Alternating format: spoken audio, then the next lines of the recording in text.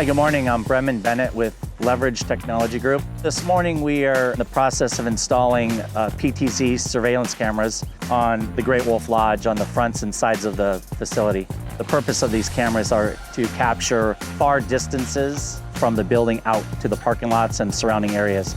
The first process is obviously preparing the site, making sure it's safe for the guests of the hotel and of course our team. The next process will be getting the boom lift in position. They'll be installing the conduit, and then after the conduit's installed, we'll be installing the cabling infrastructure to each camera. Then when that's in place, we'll go ahead and start mounting the physical cameras and then make any necessary adjustments. These cameras are going to help the Great Wolf Lodge by assisting their surveillance and security team with deterrence of crime, but also help piece together any crimes that have been committed on the property. What's fulfilling about this project is being able to keep the guests of the Great Wolf Lodge safe, as well as the surrounding areas.